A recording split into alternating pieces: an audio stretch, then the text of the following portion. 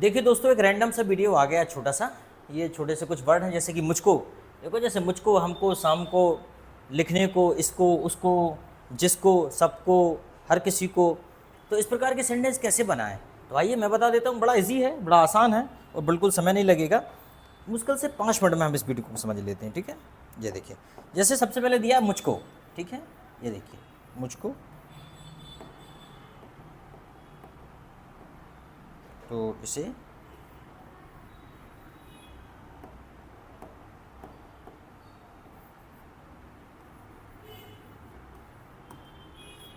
To me, to me. तो देखो, जब भी कभी हम इस प्रकार का सेंटेंस बनाना होगा, जैसे मुझको, उसको, तो हम क्या बोलेंगे? To me. जैसे कि हमने कहा कि कॉल मी, क्या बोलेंगे? जैसे कि कॉल मी। इनवाइट मी, मुझे इनवाइट कर लो भाई। Love me, love me. तो टू भी लगा सकते हैं और नहीं भी लगा सकते हैं, ठीक है। जैसे कि ही कॉल्ड मी, उसने मुझे बुलाया, कॉल्ड मी। समझ में आया? तो इस प्रकार से हम इसको कर सकते हैं। नेक्स्ट है आपका अगला वर्ड है हमको। अब देखते हैं हमको, जैसे कि,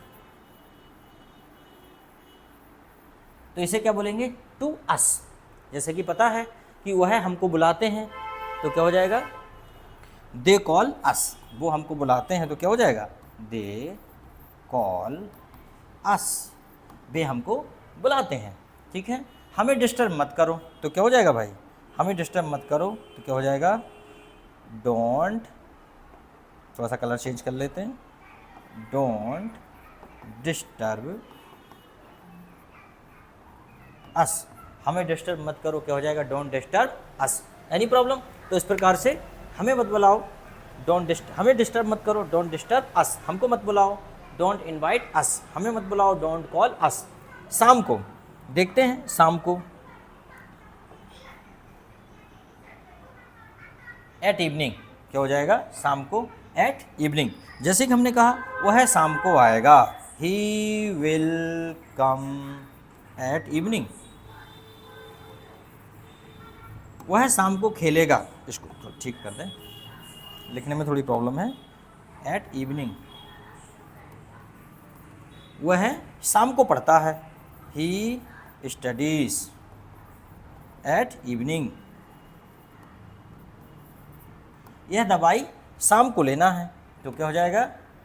take this medicine, take this medicine at evening.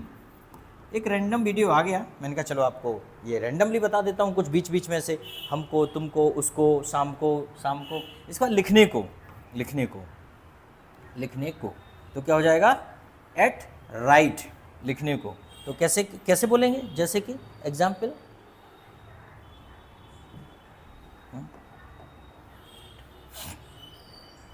यह लिखने के लिए है, ठीक है। जैसे कि you right at this topic, मतलब यह है कि तुम इस टॉपिक के ऊपर लिखो। At write, at this topic, you write, ठीक है। एट राइट, लिखने के लिए, मतलब किसी टॉपिक पर। तो लिखने के लिए क्या लगाएंगे? एट लगाएंगे, ऑन नहीं लगाएंगे। Eight this topic. जैसे कि speak at this topic, specially right at this topic, speak at this topic. चलो ठीक है। नेक्स्ट वन आगे है इसको। जैसे कि इसको, अब जैसे मान लीजिए कोई बात करना है, मान लीजिए यहाँ पे कुछ है, लिविंग बीइंग और नॉन लिविंग बीइंग। मैंने कहा इसे बुलाओ, मान लो कोई कुत्ता बिल्ली है तो इसे बुलाओ, तो क्या बोलेंगे? Call it.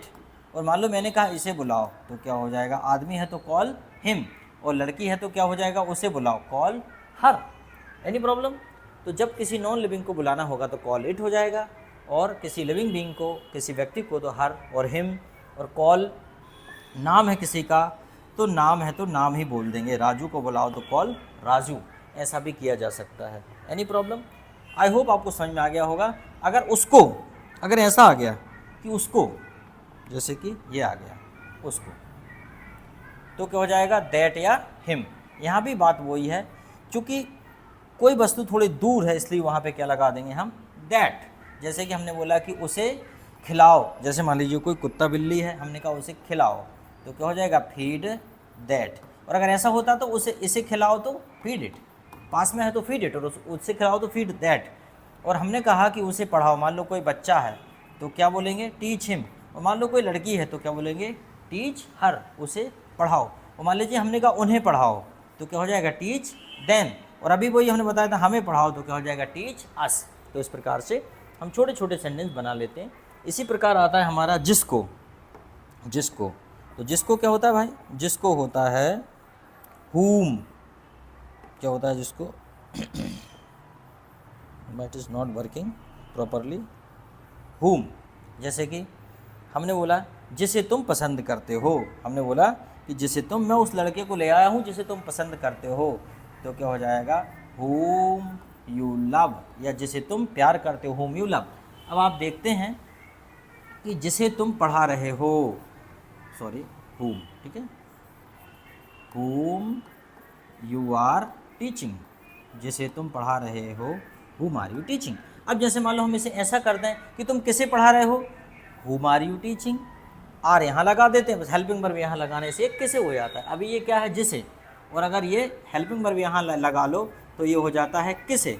और जब तक हेल्पिंग वर्ब यहाँ है सब्जेक्ट के बाद, तब तक इसका मतलब क्या होता है, जिसे। तो इस बात को समझ लो, बड़ी छोटी सी बात है, ठीक है। whom are you teaching, तुम किसे पढ़ा रहे हो, whom you are teaching, तुम जिसे पढ़ा रहे हो, ठीक है। इस प्रकार से whom you love, तुम जिसे चाहते हो, whom do you love, तुम किसे चाहते हो। समझ में आया। चलो, इसी प्रकार एक नया वर्ड और यहाँ पे दिख रहा है, सबको। क्या हो जाएगा, सबको। तो देखते हैं हम इसमें क्या लगाते हैं, टू ऑल, ठीक है। जैसे कि हमने कहा help to all, invite to all, invite to all, ठीक है, for all, help to all, ठीक है, सबकी मदद करो, तो क्या हो जाएगा, help to all, invite to all. इसी प्रकार वन मोर वर्ड है, मैंने कहा था जल्दी से कर दूंगा आपका, इसलिए मैं ज़्यादा समय नहीं ले रहा, ठीक है। To each other, to each and everyone, ठीक है। जैसे कि मैं सबको पढ़ाना चाहता हूँ, लड़का लड़की सबको, तो क्या हो जाएगा, I want to teach each and everyone,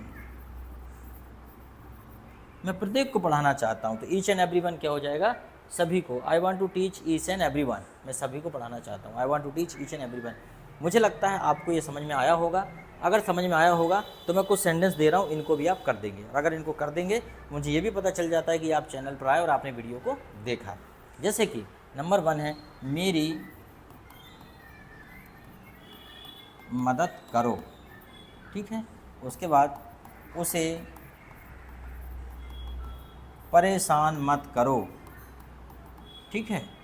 वह शाम को घर आता है, ठीक है। मैं सबको पढ़ाता हूँ, मैं सबको पढ़ाता हूँ।